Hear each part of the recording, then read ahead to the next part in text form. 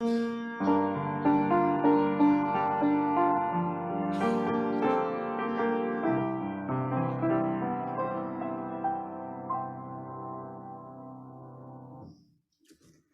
morning, friends.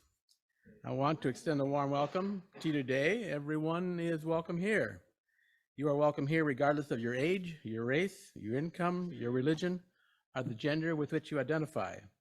You are welcome here regardless of who you love, who you vote for, the regrets that burden you, or the mistakes you have made. In this beloved community, we support each other in the sacred task of becoming, celebrate the transcending mystery of life, and rely on the transforming power of love. Here, we revere the words of the great teachers, such as Jesus, the Buddha, and Confucius. It is, however, the task of every you to be their own Buddha, their own Jesus, their own Confucius. It is our work as a community to walk with each other along the spiritual pathways that lead towards happiness, compassion, and life fully lived. And while we are a safe harbor where there is solace and healing, we are also a launching pad from which we are propelled into the tumult of life to live courageously, justly, and lovingly. In this sacred place, we create the structures that lift up the downtrodden, set the captives free, and heal the brokenhearted. Here, we have learned that to be fully human is to be fully divine, and that with a little help from our friends, we can each tell our own unique story. So today is 2 days from Valentine's Day. And the topic of our service today is love, which means that love of all kinds, not just the kinds that are socially approved, are valid kinds of love. And to that end, we will begin, but let's for a moment just take a little silence so that we can think of the people now in Turkey and Syria who are suffering from this horrendous earthquake.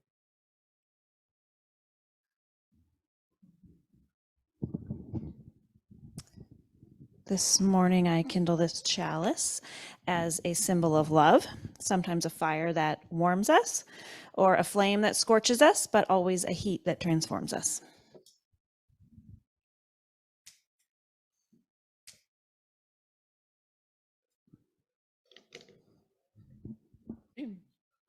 And make a good paperweight. So, yeah. Okay, so let's continue with singing the children. We sung the children out. So the message is it my turn? Okay. Okay. Okay, yeah. Okay, we're going to do that meditation after the message. So today I'm going to talk a little bit about love is love, which sounds a bit nonsensical until you put the phrase in context of where we are politically in our society today regarding marriage rights. Love is love means that love between people of all kinds of sexual and gender preference is a valid kind of love. Pretty simple concept, but still hard for some folks to accept. In the Story for All Ages, I talked a little bit about eternity, the eternal dimension of love. In ways we do not understand, loving each other, or a community, an idea, or a planet, or even your garden, has a transforming effect on the lover and the loved, which seems to point to what we call love's eternal nature. There is the feeling that when we love, we are taking part in a much grander and greater story, and that in loving each other, we are touching something that is a foundational element to all of life. This is why we often hear the phrase, God is love. Love is so powerful, so creative, so transforming that it looks and feels to many as if it is the creative source of our existence. It is my opinion that a measure of one's wholeness and vitality can be seen in how well that person is able to love. To get started today, I have devised a small quiz of 6 questions to test your acuity in love. Just raise your hand if you know the answer, and I will call on you. The questions will be of a literary or musical nature. They will go from easy to hard. There will be a prize for all who venture. I have a prize right here for all who venture to answer an answer to any of the questions. So just raise your hand if you think you know the answer. Finish this sentence. But soft, what light through yonder window breaks? It is. Did anyone know the answer? You want me to finish the line? Yep, go ahead. Oh, where it comes from. Either one. Okay, it's Romeo and Juliet. Yes, and the line is, it is the east, and Juliet is the sun. Sun. Okay. Okay. Question number 2. When the moon hits your, finish this lyric. When the moon hits your eyes like a big, hi, it's amore. Okay, that's amore. Question number 3. This is a little more difficult now, unless you were born in 1953. Finish this song lyric. Don't let the stars get in your eyes. Don't let the moon break your heart. Okay, that's pretty good. Now, this is comes from a very popular movie that was very popular about the time I came of age. What is the name of the movie that this famous line comes from? Love means never having to say you're sorry. What is the name of that movie? Love Story. Love Story. Who were the actors? Yeah. Who played the father in that story? This is a tough one. It's Ray Milland. Yeah, that was the, anyone got that, you would get a special prize had you gotten that. Okay. Oh, question number 5. These words are in a letter from a very famous general to his wife when he was a few days from returning from a campaign. The general wrote, "Do not bathe. I am coming home." You can do with that what you will. Who is the general and who is his wife? Anybody? Napoleon, and the wife is? Oh, you got it. Yeah. So, you enjoy dirty love letters, Leanne? So, question number 6. These words are in a famous letter. Who can tell me who the author of the letter is and who the letter was written to? Love is patient. Love is kind. Paul, okay, and can anyone tell me why he wrote that letter to the church in Corinth? Anybody? No, they were fighting. Yes, the early church kind of expected Jesus to show up like right away. So there was a lot of euphoria because it was a whole new way of being for the church, whole new way of being for people, and they were very excited. And sometimes there were disagreements. Sometimes the communal meal, which was an important part of things, got spoiled. And sometimes even people thought this new freedom they experienced was a license to have indiscriminate sex. So had to write a letter to put an end to that. So, okay. At any rate, you did pretty good. Let me see what your prize will be. Everybody raise your hand who knew at least one answer. Everybody raise their hand who knew at least one answer. Oh, yeah, and Roger, and okay, you guys? Okay, so I see here that your prize is one turn at the church lawnmower this summer. So, okay, very good. Yeah, anybody? Okay. See Harvey to claim that prize. So, okay. So anyway, you all did very well on that test. I'm surprised that anyone got the Josephine and Napoleon, but good work, Leanne. I, in my early days in ministry, officiated at a lot of marriages. I was a pastor at a college church with a beautiful sanctuary in Muncie, Indiana. One busy Saturday, for instance, I officiated at 3 weddings. I had a marriage sermon that I used over and over again. In fact, when I officiated at the wedding of our own Vicki and Richard Thomas a few years ago, and there's Vicki up there in the upper top right of the screen, I used remnants of that old marriage sermon. One element of that sermon that continues to endure is the truth that love is not just this wonderful feeling between 2 people. Love is also an act of will. Sometimes it would say to a couple, you are often going to have to work hard to love your spouse.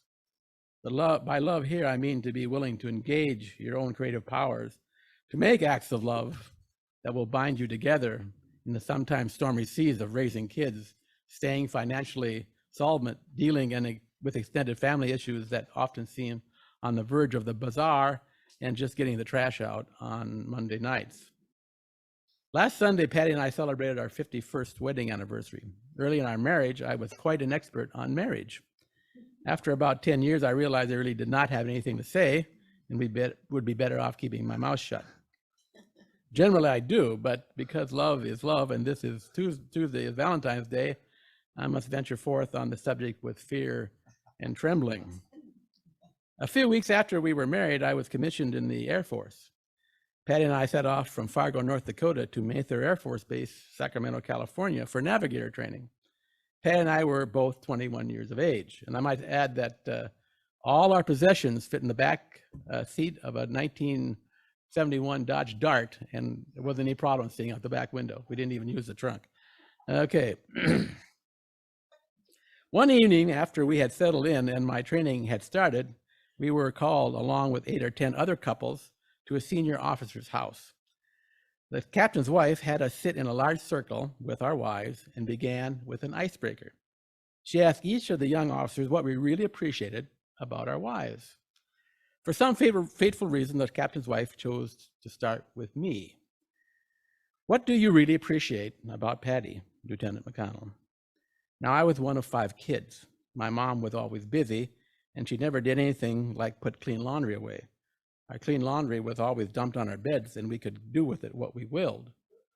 Patty, for some reason I did not understand, always folded my underwear and put it neatly in my dresser drawer.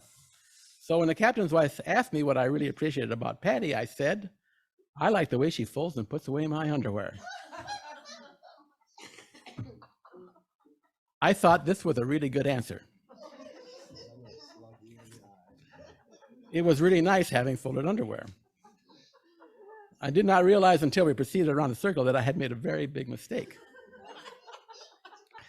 The other young men around the circle answered the question with things like, I like the way the moonlight glimmers in her hair.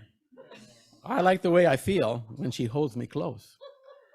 I can tell you that 51 years later, Patty has not forgotten my answer to that question. I can also tell you that if I want folded underwear, I have to do it myself.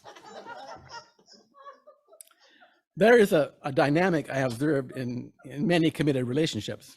I include same-sex marriages and relationships in communities like Buff. It seems strange, but committed love to a person or a community, it seems strange, but with committed love to a person or a community like this, there also seems to be occasional periods of annoyance.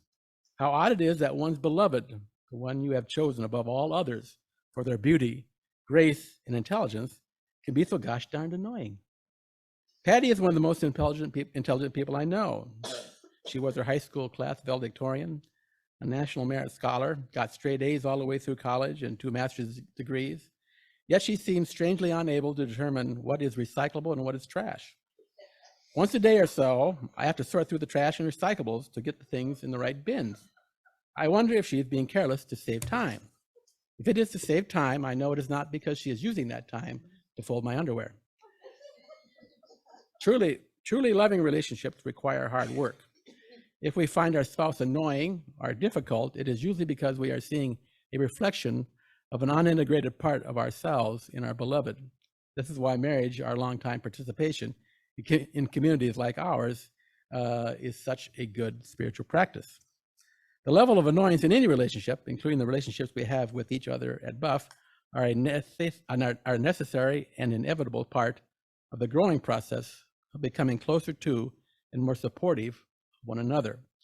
Relationships where there are moderate but not intolerable levels of annoyance seem to be the strongest, most durable relationships. I, for instance, am a volunteer tax preparer at the IRS-sponsored VITA program. We prepare taxes for low and moderate income people for free. I love it and am committed to the people and the idea. I am, however, somewhat irritated with the way that we manage taxpayers at one particular site. It often turns what could be an enjoyable day into a grueling grind. I could just withdraw from that site, but I stay with it in the hope of making some creative changes. Irritation is sometimes a fact of our life here at Buff. It may drive you crazy that a person seated next to you in service votes for a politician that you find reprehensible, holds a religious point of view, that you find nonsensical or has not performed a committee assignment the way you think they should.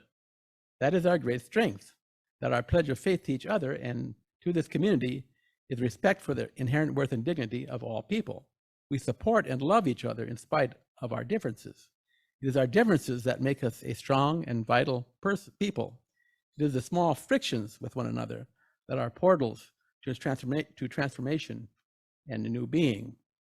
Our goal is to recreate ourselves into people who live the fullness of our humanity, live compassionate and loving lives, and to bring that fullness of being into our families and the wider communities. Working through the everyday difficulties in our relationships is the work of becoming more human. On Thursday afternoon, I was doing the taxes of a very lovely elderly couple. They'd been married for 64 years. They almost glimmered with affection for each other. I asked them if they had any advice for maintaining a strong marriage. The dear old lady, after some thought, said, "I think patience and kindness are pretty important." Her words reminded me of the earlier mentioned letter to the Corinthians. Love is patient, love is kind. It does not envy, it does not boast, it is not proud, it does not dishonor others, it is not self-seeking, it is not easily angered, it keeps no record of wrongs. Love does not delight in evil, but rejoices in the truth. It always protects, always trusts, always hopes, always perseveres. Faith, hope, love abide these three, but the greatest of these is love. So let's take a moment to meditate before we continue with our service. So just take a deep breath, and if you care to, put your feet flat on the floor and just breathe naturally and let your mind go.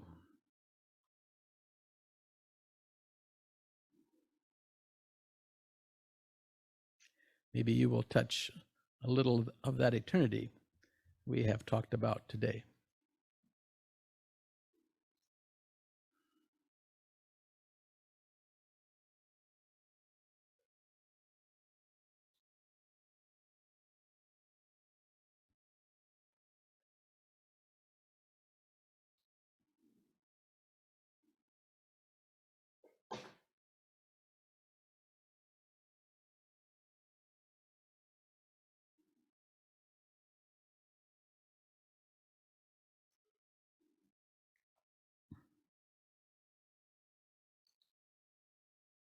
Words are from a book called Love from Matt de la Pena. Whoops, sorry. These closing words are from a book called Love by Matt de la Pena. So when the time comes for you to set off on your own, heavy winds may sweep past, great gray clouds may congregate above you, but your loved ones will stand like puddles beneath their umbrellas, holding you tight and kissing you and wishing you luck. But it won't be luck you leave with, because you'll have love. Love, love, love. Thank you, Bridget. Wonderful.